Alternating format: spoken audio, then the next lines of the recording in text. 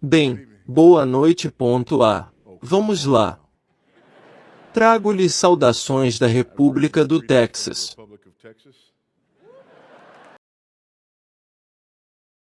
E é realmente uma honra e um privilégio para mim estar aqui nesta noite.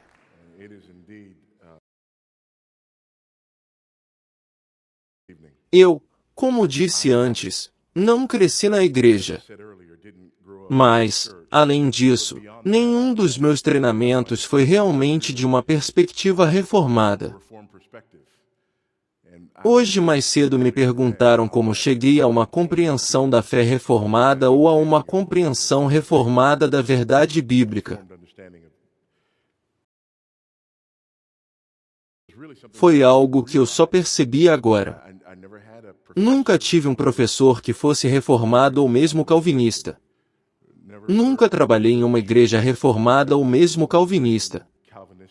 Na verdade, era uma questão de ler as Escrituras e chegar a compreender essas coisas.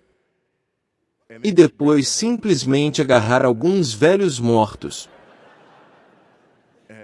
E percebi que havia um padrão consistente de que aqueles que diziam coisas, pelo menos no que me dizia respeito, que tinham um maior impacto, o impacto mais duradouro, eram pessoas que escreviam da mesma perspectiva. E então descobri que não eram apenas esses velhos mortos. Havia alguns vivos, assim como este R. C. O cara dos Pro. A quem comecei a dar ouvidos. E que me ajudou e ministrou a mim numa época em que eu não estava nem perto de uma igreja reformada. Em qualquer lugar perto do treinamento reformado. Foi como um gole de água gelada poder ouvir renovando sua mente. Alguns de vocês sabem exatamente do que estou falando. E por isso, estou grato e honrado por estar aqui. Por estar aqui esta noite. Estou grato e honrado por poder sentar no painel com esses cavalheiros e vê-los cortar.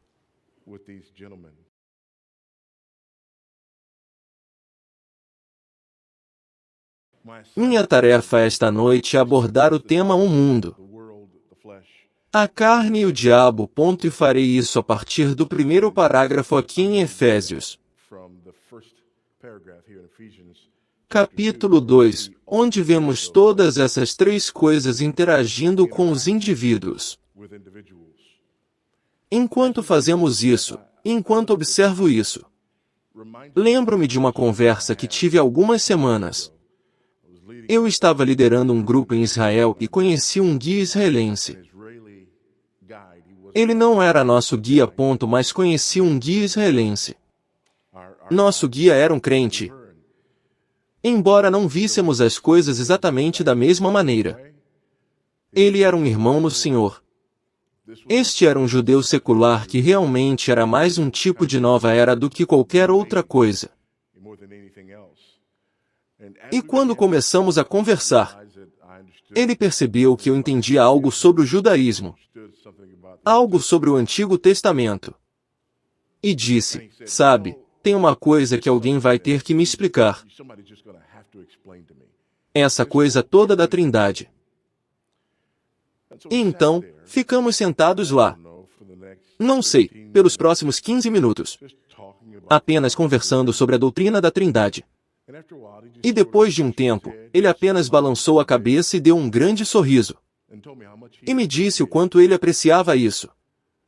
Porque ele tinha conversado com muitos cristãos e se envolvido com muitos grupos cristãos. E o máximo que ele conseguiu quando disse: alguém vai ter que me explicar essa coisa da Trindade. Foi, bem, você só precisa acreditar. É mais ou menos aí que chegamos. E é lamentável porque não apenas nem tentamos compreender, entender ou explicar a doutrina da Trindade, mas nem sequer pensamos em termos trinitários. E como não pensamos em termos trinitários, nossa fé acaba ficando desequilibrada. E assim, seremos aqueles que enfatizam uma pessoa da Trindade ou outra, e não entendem a natureza interrelacionada das pessoas da Trindade, a unidade da divindade e a beleza da unidade da divindade, e a riqueza que ela traz à nossa compreensão da fé. Bem, enquanto eu pensava sobre essa questão do mundo, da carne e do diabo, percebi que assim como tendemos a ser desequilibrados quando se trata da natureza trinitária da nossa fé, também tendemos a ser desequilibrados em termos da nossa compreensão dessas três influências. Alguns de nós vemos o mundo como o único problema ou o principal problema. E, como resultado disso, achamos que nossa maior necessidade é, de alguma forma, fugir do mundo. Temos esse tipo de mentalidade amish. Se simplesmente não tocarmos nas coisas do mundo, se simplesmente não usarmos roupas como o mundo, se não dirigirmos carros como o mundo e se não usarmos os aparelhos do mundo, de alguma forma isso nos deixará seguros. E então ficaremos com a carne e o diabo. Sem mencionar o fato de que só porque você usa algo que não é do mundo hoje. Quantos de vocês percebem que as coisas que vocês usam do mundo ontem ainda eram do mundo?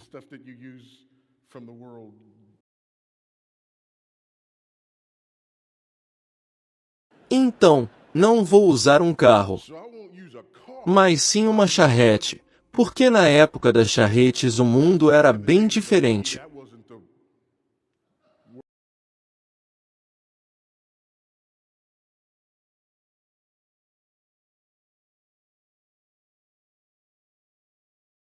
E existem outros pontos nós apenas nos concentramos no diabo.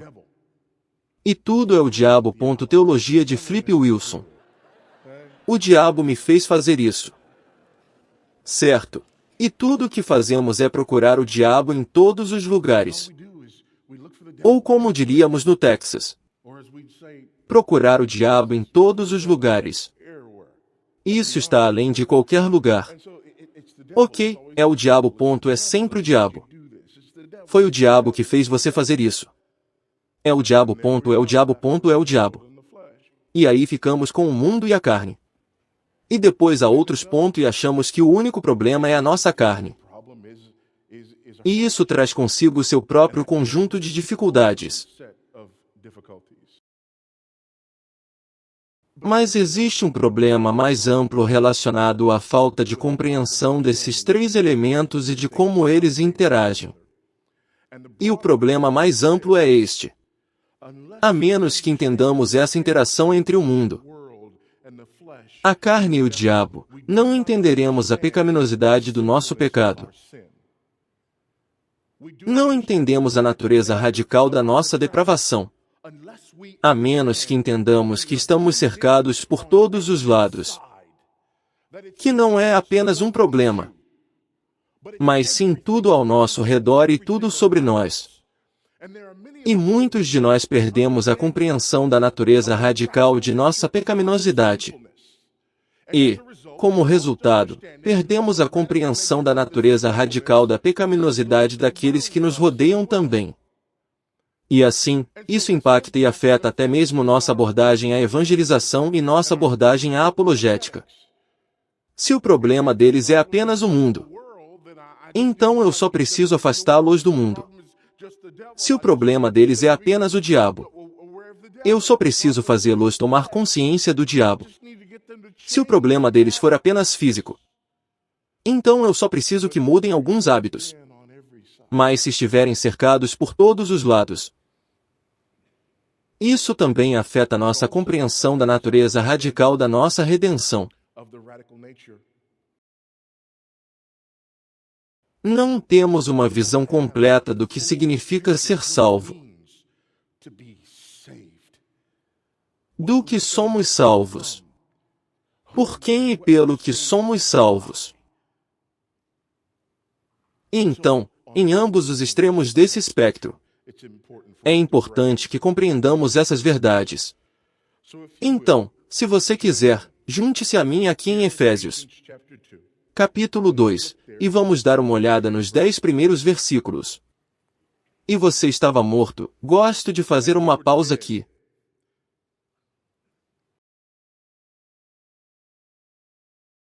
É incrível como as pessoas complicam isso para se adequar aos seus sistemas teológicos. Para algumas pessoas isso significa ficar doente. Para algumas pessoas, isso significa que você estava com uma doença terminal. Muito doente. Para alguns, significa que você estava afundando no oceano e prestes a se afogar. Mas a minha Bíblia diz que você estava morto.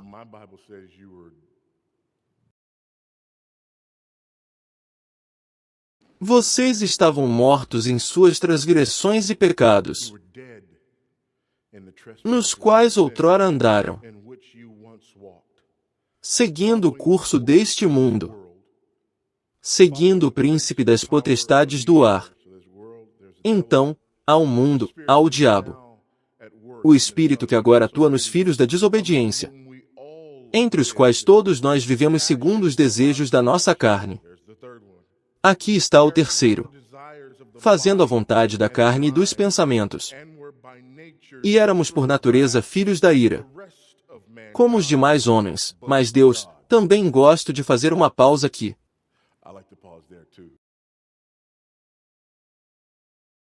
Sendo ricos em misericórdia, por causa do grande amor com que nos amou, estando nós mortos em nossos delitos, nos vivificou juntamente com Cristo. Pela graça sois salvos, e juntamente com Ele nos ressuscitou. E com Ele nos fez assentar nos lugares celestiais em Cristo Jesus, para mostrar, nos séculos vindouros, a suprema riqueza da sua graça, em bondade para conosco em Cristo Jesus. Porque pela graça sois salvos, por meio da fé, e isto não vem de vós. É dom de Deus, não de obras, para que ninguém se glorie. Porque somos feitura sua, criados em Cristo Jesus para boas obras, as quais Deus de antemão preparou para que andássemos nelas. Amém. Aleluia. Louvado seja o Senhor. É um daqueles trechos que você pode simplesmente ler e sentar. Mas eu não vou fazer isso. Para entender isso, quero lhe dar algumas ferramentas que serão úteis. Primeiramente, quero ajudá-lo a entender esta carta. Esta carta que está dividida ao meio. Dividida entre a primeira metade, onde olhamos para a ortodoxia, e a segunda metade, onde olhamos para a ortopraxia. A primeira metade é onde olhamos para o nosso chamado e a segunda metade é onde olhamos para a nossa conduta.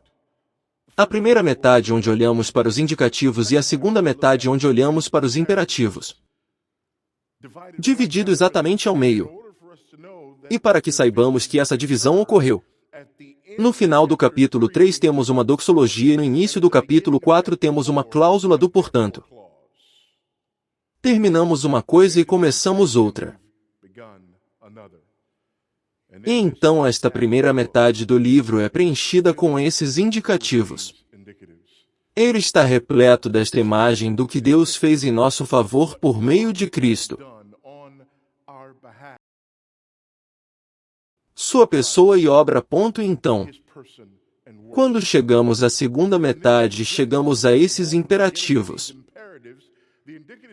Os indicativos não desaparecem. Eles ainda estão lá. Assim. Temos esses imperativos. Temos coisas para as quais somos chamados.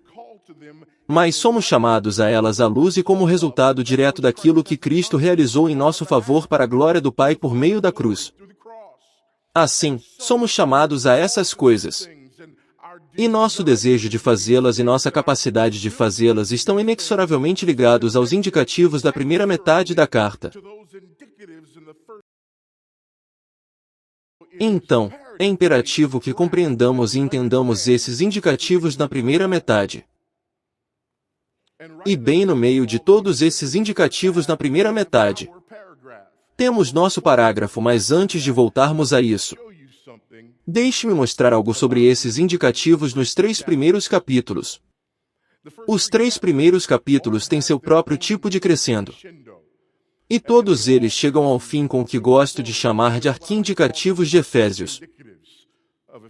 Acredito que existam 3 indicadores principais nestes 3 primeiros capítulos que são a chave para desvendar este livro como um todo. E são as seguintes. Vejam comigo os finais de cada um desses capítulos. Observe o final do capítulo 1. A partir do versículo 22, e sujeitou todas as coisas debaixo dos seus pés e o constituiu cabeça sobre todas as coisas à igreja, que é o seu corpo, a plenitude daquele que cumpre todas as coisas em todos. O primeiro indicativo principal é a liderança de Cristo sobre seu corpo. Esta carta está repleta de referências à liderança de Cristo sobre seu corpo.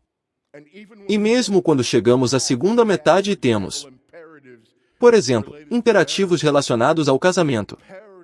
O imperativo para o marido e o imperativo para a esposa estão enraizados e fundamentados nessa ideia da liderança de Cristo sobre o seu corpo, que aprendemos aqui no primeiro capítulo. No final do segundo tempo, temos mais um ponto, veja ali no final. Começando no versículo 19.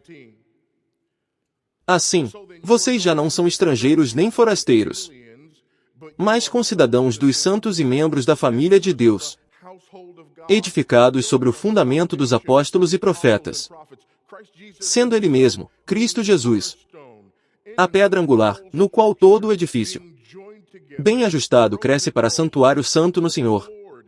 Nele, vocês também estão sendo juntamente edificados para a morada de Deus no Espírito. Então, temos a liderança de Cristo sobre seu corpo. Agora temos unidade no corpo de Cristo.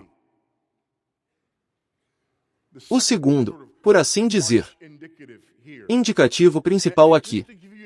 E só para dar um exemplo de como é crucial entender esses indicativos quando se entende os imperativos. Há um imperativo em Efésios, capítulo 5, que causa muita confusão para muitos de nós.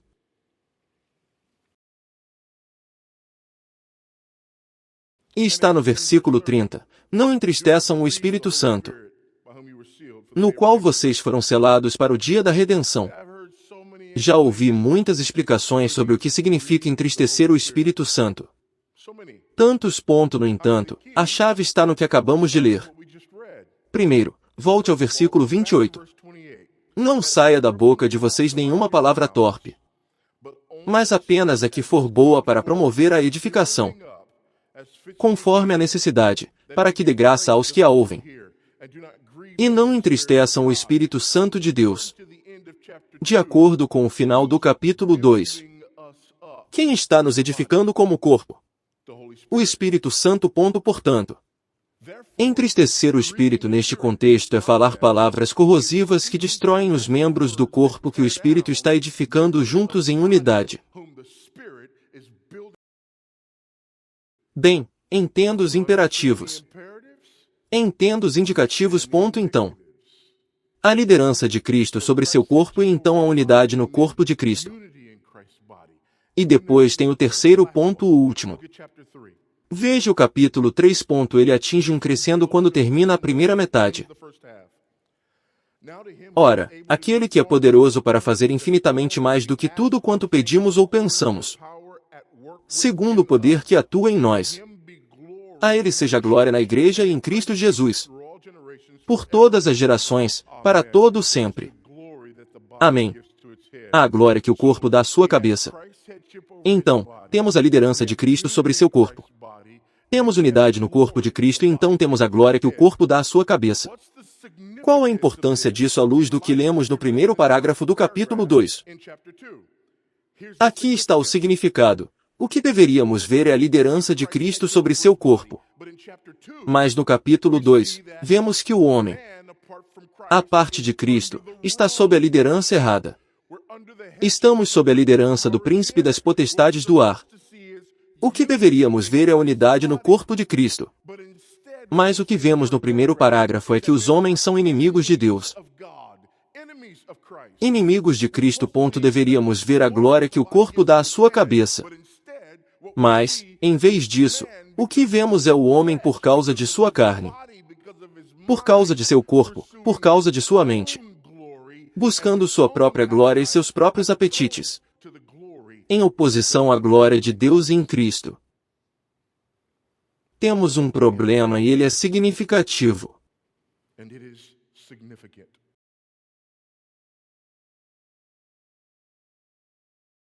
Nosso problema não é que fomos criados da maneira errada.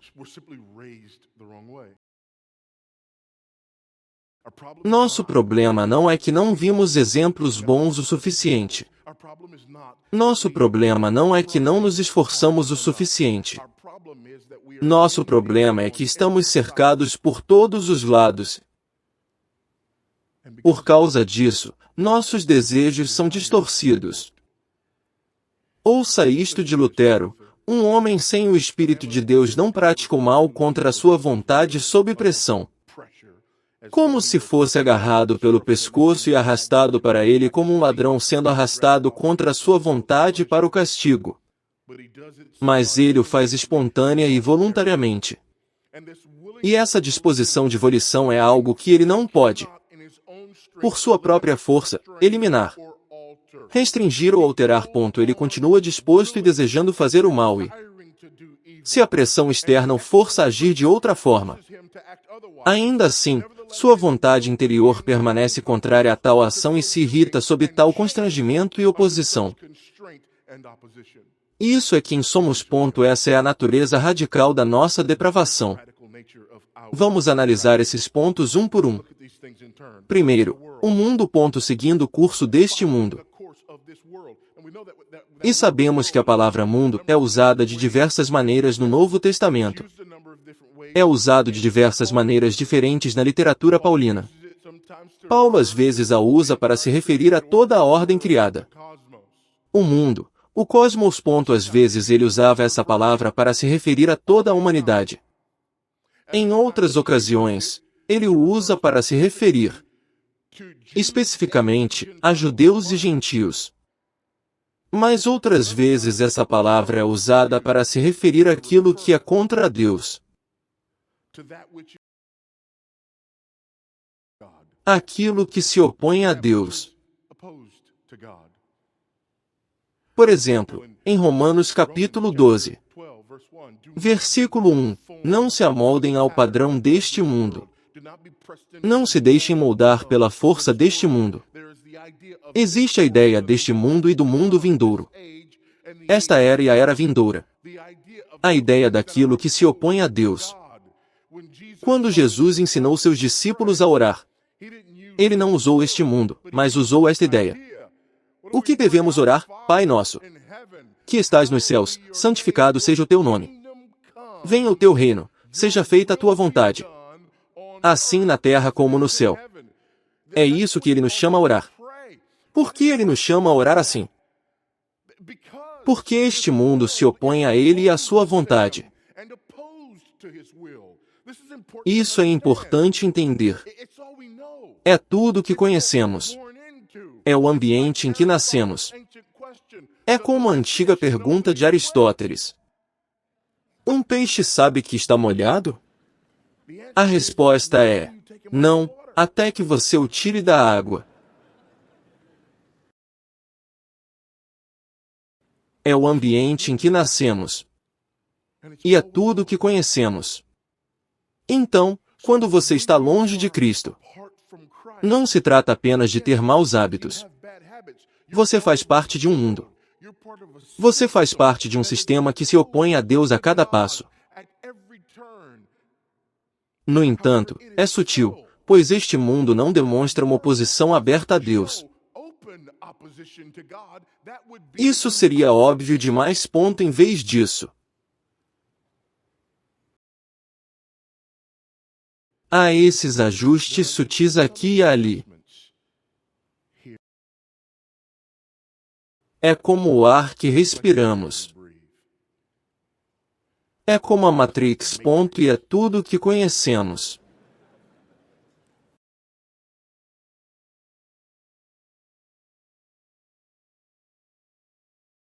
Em seguida, há a ideia do diabo.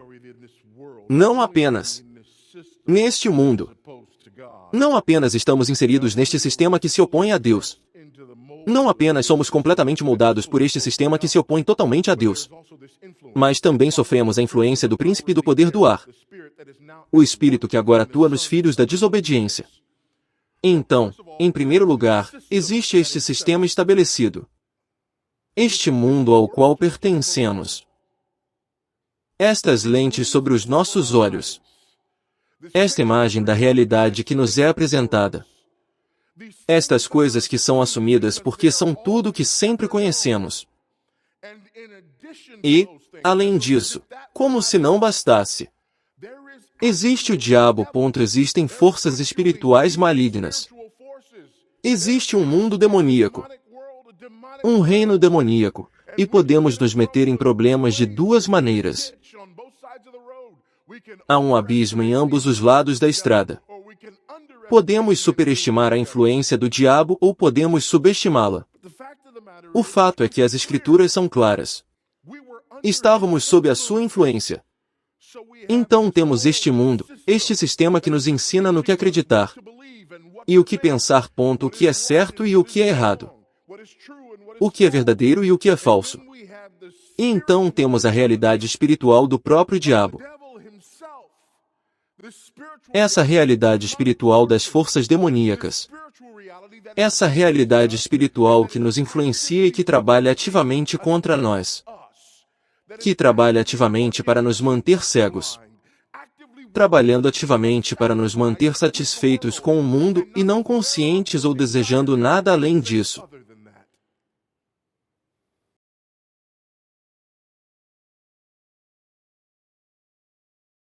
Para que vocês não pensem que são inocentes em tudo isso, entre os quais todos nós também andávamos outrora, segundo as paixões da nossa carne, fazendo a vontade da carne e dos pensamentos, e éramos por natureza filhos da ira, como os demais homens.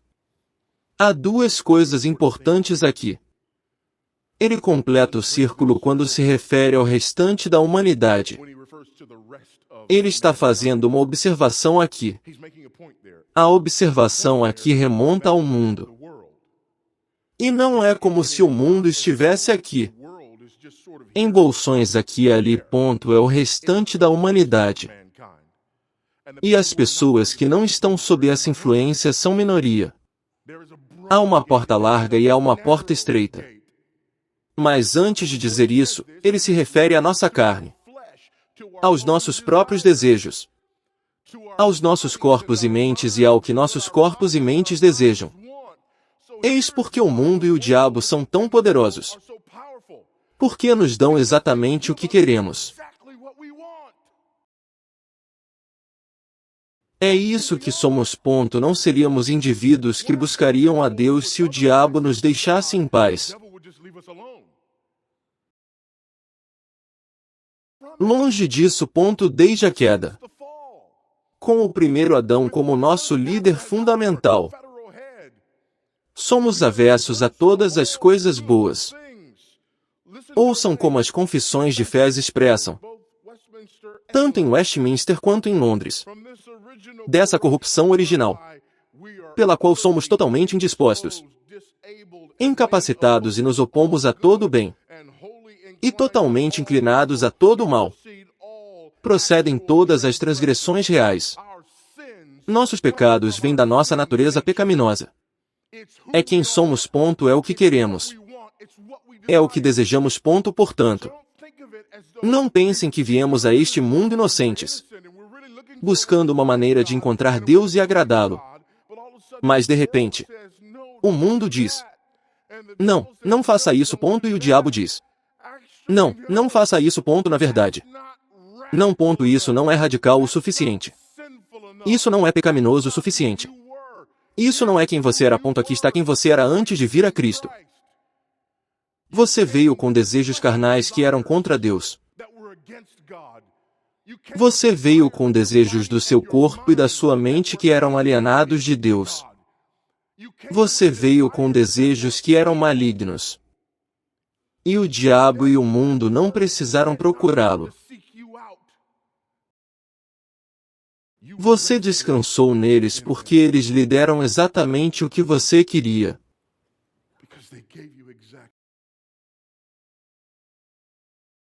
O diabo sabe o seu nome e você conhece a voz dele.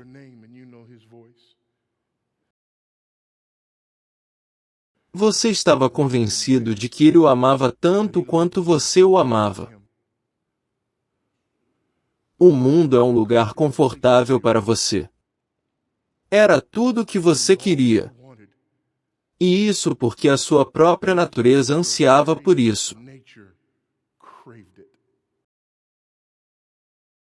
É por isso que a doutrina do pecado original é tão importante. Se não entendemos a doutrina do pecado original, então não entendemos isso. Não entendemos a pecaminosidade do nosso pecado porque, de alguma forma, pensamos que somos inocentes. E o nosso ambiente de alguma forma nos tornou. Tudo dá errado, ponto, nada poderia estar mais longe da verdade. Pessoas que não acreditam no pecado original não têm filhos. Amém, alguém. Eu já disse isso antes e vou repetir. Não é um anjinho, é uma víbora de fralda.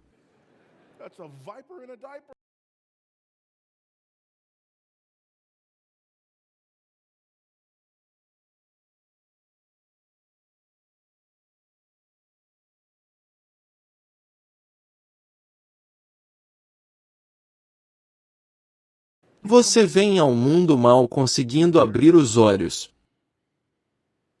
Por meses, mal consegue sustentar a cabeça. Você tem que segurar, agarre a cabeça dele agora. Você não consegue sentar. Não consegue falar, ponto, não consegue engatinhar.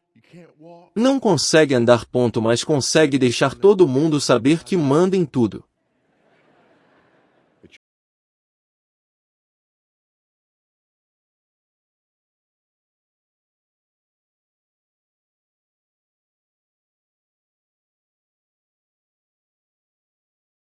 O choro de raiva acontece cedo. O choro exigente acontece cedo. O enrijecimento do corpo, isso também acontece cedo. Ele é tão fofo. Não, isso não é fofo. Uma das razões pelas quais Deus os faz tão pequenos é para que eles não te matemática.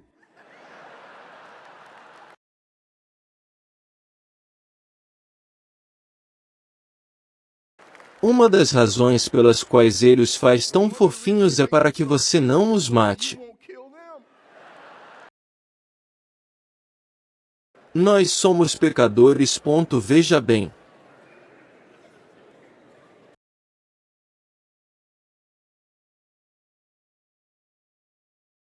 Nós não entendemos isso. É por isso que não temos urgência em compartilhar o Evangelho com a simpática senhora idosa da rua. Afinal, ela é só uma simpática senhora idosa. Nós não entendemos isso. É por isso que nos levantamos em funerais e dizemos que as pessoas que nunca quiseram estar com Deus nesta terra estão em um lugar melhor, passando a eternidade com aquele com quem não quiseram estar aqui.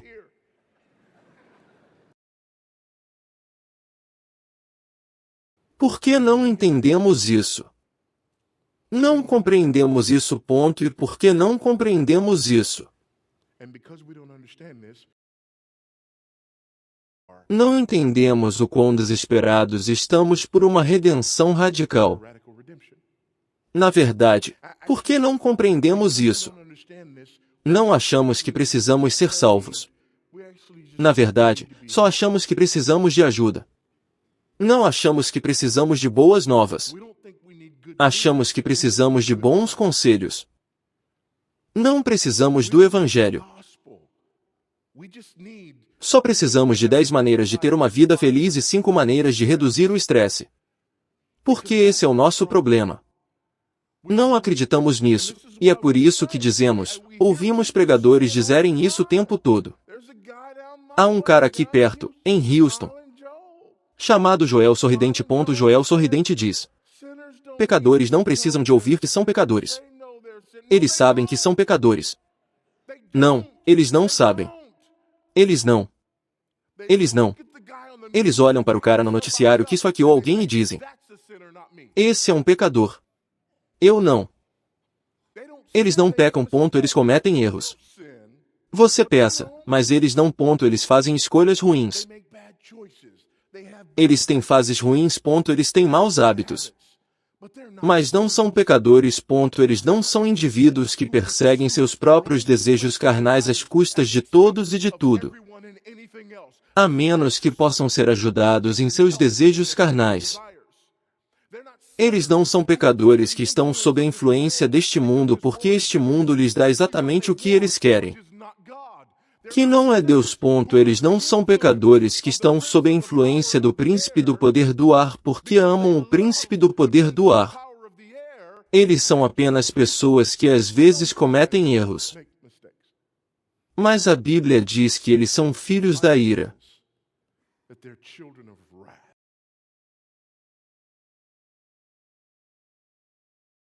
E nós também éramos.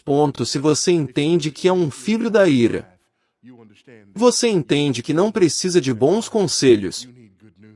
Você precisa de boas novas. Por que não há boas novas nisso? Isso é tudo ruim. Não há esperança alguma. Estou morto. E estou sob a influência deste mundo que se opõe a Deus e ao príncipe.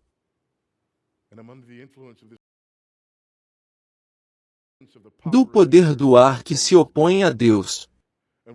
E o pior é que minha carne, meu corpo, minha mente gostam disso. Querem isso e não querem a Deus. E eu sou um inimigo de Deus e mereço a ira de Deus. Aliás, aqui vai uma nota de rodapé. Caso você esteja se perguntando, por que muitas pessoas não percebem isso? Eu gosto de perguntar às pessoas. Sabe, mesmo que você saiba que precisa ser salvo. Você sabe do que precisa ser salvo? De Deus. Amém. Você precisa ser salvo da ira de Deus.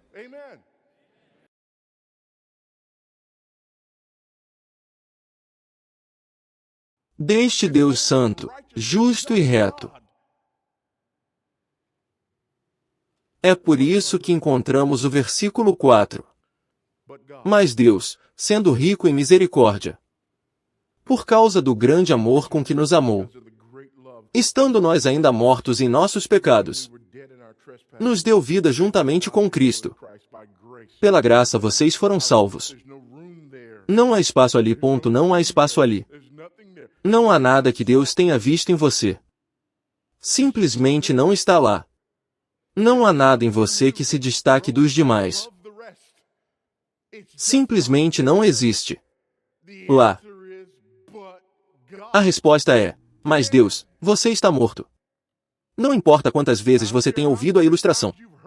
Você está afundando. Você está se afogando. Você está prestes a cair pela última vez e Deus lhe lança uma boia salva-vidas. Mas você precisa agarrá-la. Mortos não agarram nada. Você é um cadáver em decomposição.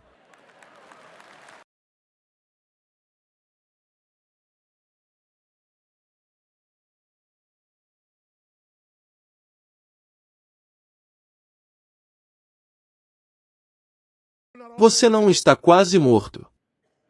Você não está perto da morte. Mas você está morto. O que significa que a única esperança é a graça de Deus. Mas observe o que acontece. Você estava morto e agora recebe a vida. Deus nos deu vida juntamente com Cristo. Você estava morto, mas agora está vivo juntamente com Cristo. Isso é importante. Esta é a doutrina da regeneração. É Deus nos dando vida. É Deus nos fazendo nascer de novo.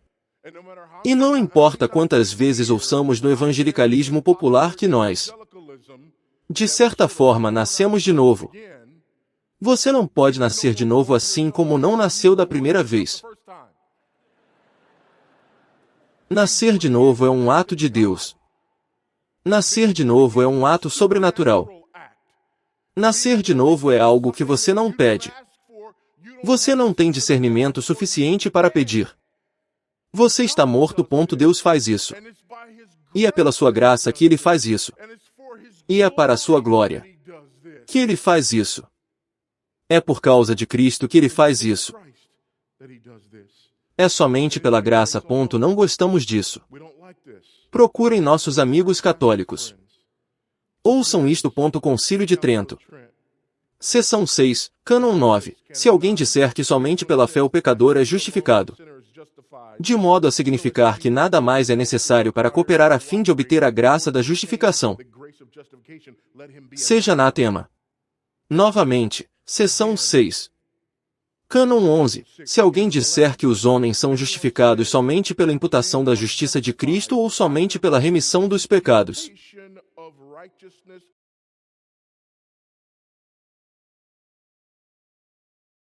excluindo a graça e o amor que são derramados em seus corações pelo Espírito Santo e que lhes são inerentes, ou mesmo que a graça pela qual somos justificados é somente o favor de Deus, seja anátema. E, finalmente, se alguém disser que a culpa é perdoada a todo pecador penitente após o recebimento da graça da justificação e que a dívida da punição eterna é tão agada que não resta nenhuma dívida de punição temporal a ser paga, nem neste mundo nem no próximo, em purgatório, antes que a entrada no reino dos céus possa ser aberta, seja anátema. Eles não pregam o mesmo evangelho.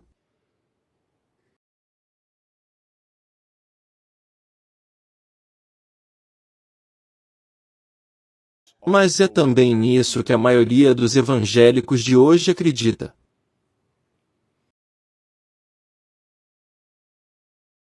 E acreditamos nisso porque não entendemos a natureza radical da nossa depravação. Não entendemos que estamos cercados por todos os lados. Não entendemos que nossa natureza é avessa a Deus. Não entendemos que o mundo e o diabo estão fazendo parceria conosco, pois os buscamos voluntariamente, em oposição a Deus. Nós não entendemos isso. Pensamos que, de alguma forma, só precisamos de uma ajudinha. De morto para vivo, do curso deste mundo para lugares celestiais. Versículo 6.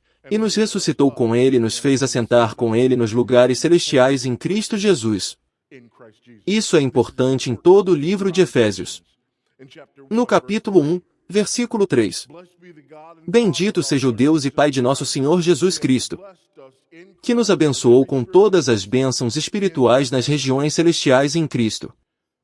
Versículos 20 a 21. Ele o ressuscitou dentre os mortos e o fez sentar-se à direita nos lugares celestiais, muito acima de todo o principado, e autoridade, e poder, e domínio, e acima de todo nome que se possa nomear. Capítulo 3, versículo 10.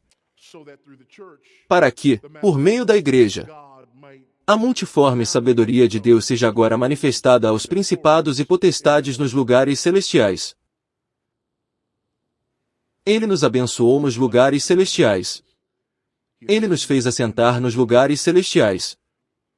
Cristo governa e reina nos lugares celestiais.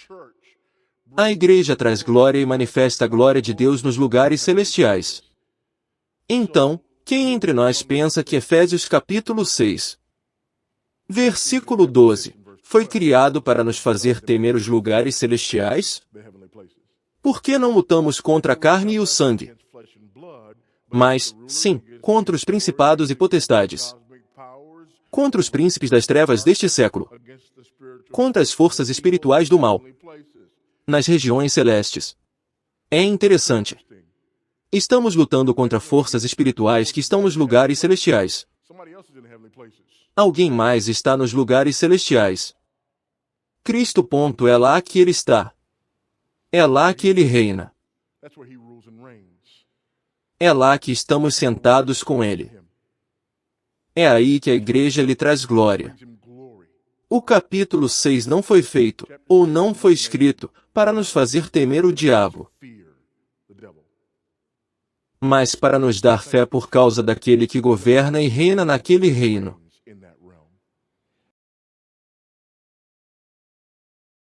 De morto para vivo. Do curso deste mundo para lugares celestiais. Do príncipe das potestades do ar ao príncipe da paz. Quantas vezes lemos, em Cristo? Com Cristo, estamos em Cristo. Nós estamos nele e ele está em nós. Não mais sob o governo do príncipe das potestades do ar, mas sob o governo do príncipe da paz. De satisfazer nossos próprios desejos a glorificar a Deus. Veja os versículos 8 a 10. Porque pela graça sois salvos, por meio da fé, e isto não vem de vós. É dom de Deus, não vem das obras, para que ninguém se glorie. Pois somos feitura de Deus, criados em Cristo Jesus para boas obras, as quais Deus de antemão preparou para que andássemos nelas. Observe que há uma reversão completa da nossa condição anterior. Estávamos mortos. Agora estamos vivos em Cristo. Estávamos seguindo os padrões deste mundo. Agora estamos assentados nos lugares celestiais com Cristo. Estávamos sob o domínio do príncipe do poder do ar. Mas agora estamos em Cristo. Estávamos satisfazendo nossos desejos. Os desejos do nosso corpo. Os desejos de nossas mentes. E ainda assim, agora fomos recriados. Somos obra de Deus e há um trabalho que Deus tem para nós que traz glória a Ele nos lugares celestiais. Agora, entendemos a natureza da nossa salvação. Mas isso só acontece quando entendemos a natureza radical da nossa depravação. Você entende a raiz da sua depravação. Você entende a sua necessidade de salvação. Você entende a natureza radical da sua depravação. Você entende qual deve ser o mecanismo para a sua salvação. Deus tem que fazer isso. Você não pode fazer isso. Você compreende a natureza radical da sua depravação. Você compreende a magnitude da sua salvação. Você entende do que foi salvo. E isso também lhe dá uma imagem da magnitude e da glória de Cristo, que é aquele cuja pessoa e obra nos comprou para Deus. E você também entende a necessidade de pregarmos o Evangelho.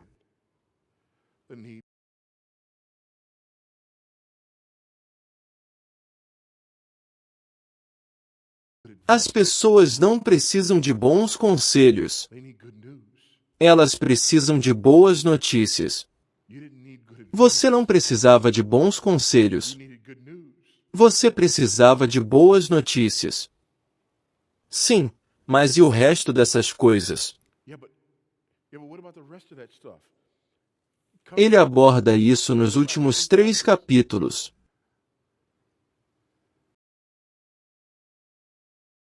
Temos essa aplicação incrivelmente prática das verdades nos 3 primeiros capítulos, durante todo o segundo tempo. E é para que entendamos uma coisa: que em Cristo temos tudo o que precisamos. No entanto, no capítulo 6, retornamos à infame passagem sobre guerra espiritual. Por quê? Não perca isso. Eu estava morto e vivia de acordo com os padrões deste mundo.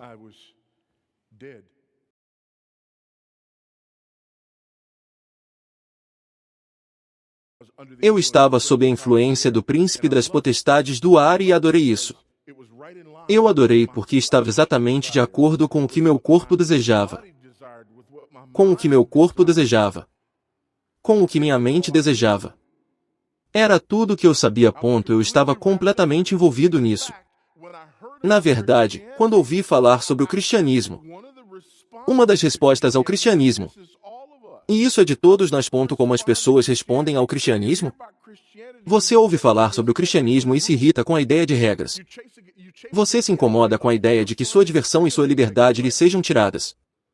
Mas por que você acha que fazemos isso? Porque é isso que o mundo e o príncipe das potestades do ar dizem a vocês. O príncipe das potestades do ar diz: ei, sua carne está realmente satisfeita agora. Na verdade, não é, e é por isso que você precisa continuar buscando cada vez mais. Mas isso é assunto para outro sermão. Mas sua carne está satisfeita agora. Você pode ir atrás do que quiser, quando quiser e do jeito que quiser. Aquelas coisas ali, eles estão dizendo que você não pode mais ter. Você não quer isso. Sua carne está dizendo. Isso é ruim.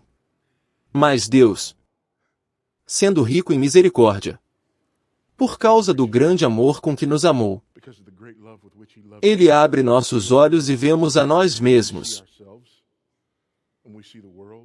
E vemos o mundo. E vemos o diabo.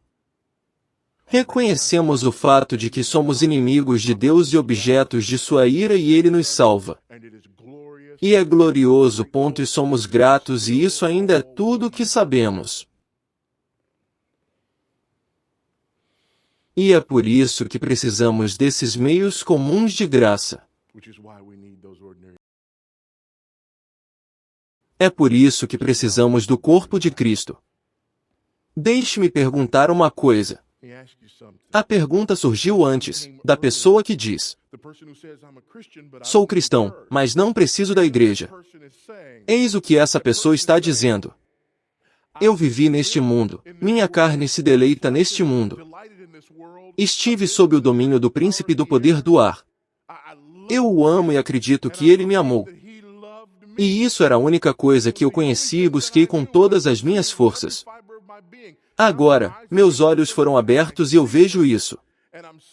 E estou salvo, e sou grato. Mas ficarei bem aqui, entre os demais que são alvos da ira.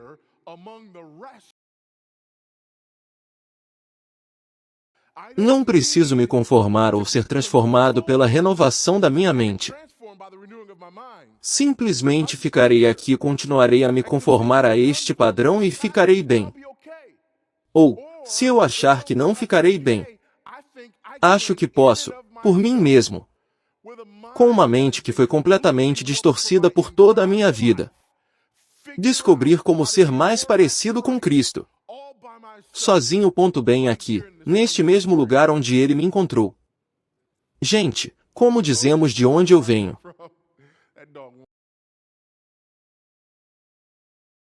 Esse cachorro não caça. É por isso que precisamos desesperadamente dos meios comuns de graça. É por isso que precisamos ler as Escrituras. Você não sabe o que não sabe. Você não tem noção do quão ferrado você está. Você realmente não sabe. E às vezes as pessoas me perguntam. Sabe, elas me perguntam, sabe? Você. Como você cresceu, onde você cresceu? O que você vivenciou e pelo que passou? E você acabou bem. Sabe de uma coisa? Primeiro de tudo, eu não estou bem. Em segundo lugar, se você pensa que eu sou assim, é porque você não está bem. Sou lembrado todos os dias de quanta transformação preciso fazer através da renovação da minha mente.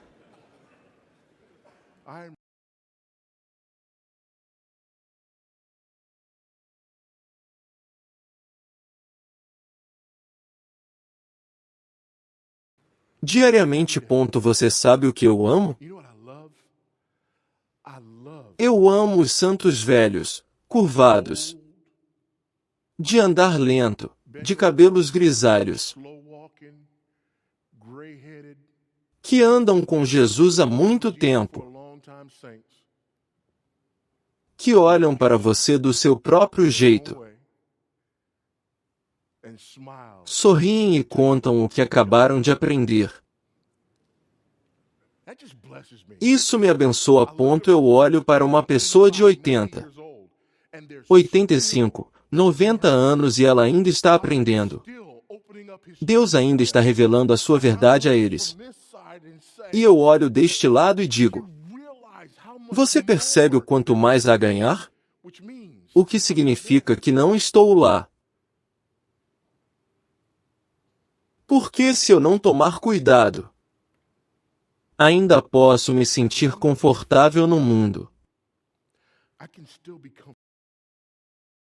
Se eu não tomar cuidado, ainda posso correr e satisfazer minha carne.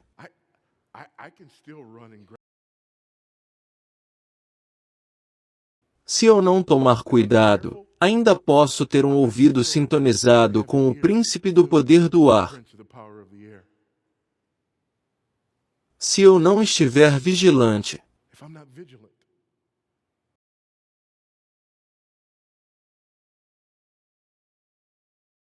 portanto, eu amo esses meios comuns de graça. Oração, escrituras, pregação da palavra, as ordenanças. A comunhão dos santos.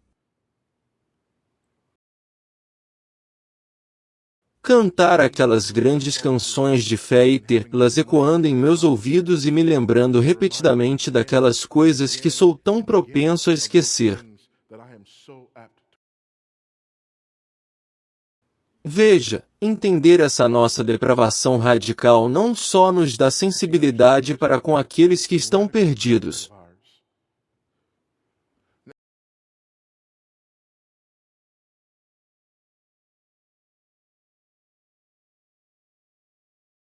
Não só nos ajuda a entender a magnitude da nossa salvação, mas também nos lembra que ainda estamos em necessidade desesperada porque o mundo,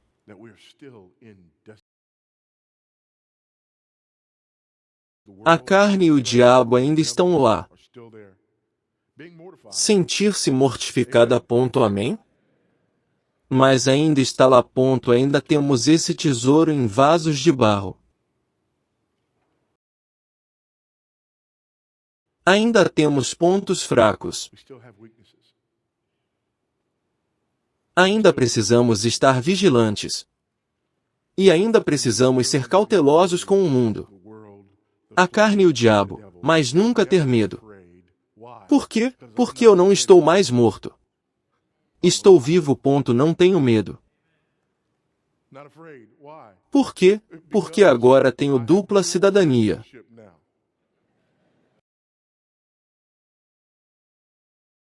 Não tenho medo. Por quê? Porque eu pertenço ao príncipe da paz e não ao príncipe das potestades do ar. Eu não tenho medo. Por quê? Porque até mesmo a minha carne está sendo redimida.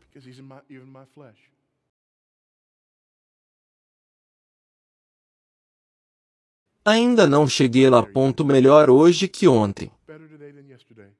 E que o amanhã seja melhor que hoje. Pela graça de Deus e com sua ajuda. Vamos rezar. Pai, confessamos a Ti a nossa grande necessidade.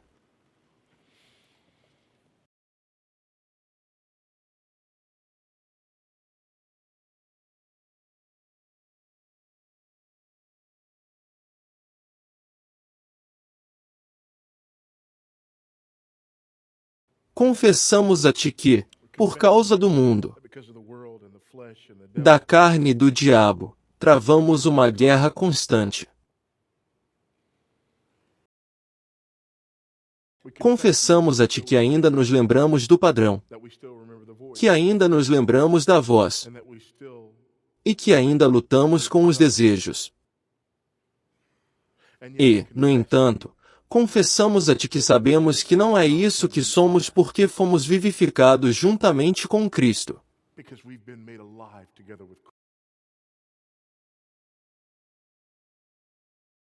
Porque estamos assentados com Ele nos lugares celestiais.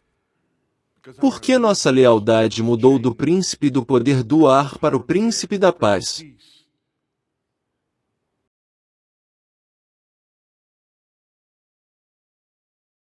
E porque nossos corpos agora são templos do Espírito Santo. Concede, pela tua graça, que Cristo seja formado em nós. Concedei, por vossa graça, que a obra de santificação continue em nós. Conceda por tua graça que o desejo pelas coisas de Deus aumente em nós.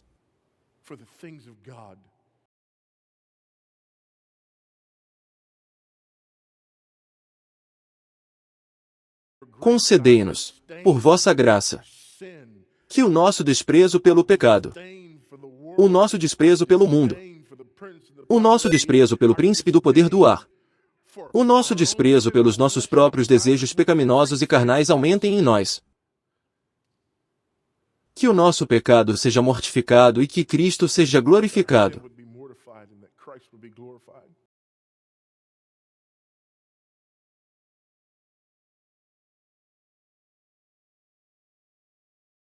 E, como consequência, nós o adoraríamos. E, como consequência, falaríamos dele. Pois como ousariam ser libertados de uma condição tão terrível e deixar outros permanecerem nela?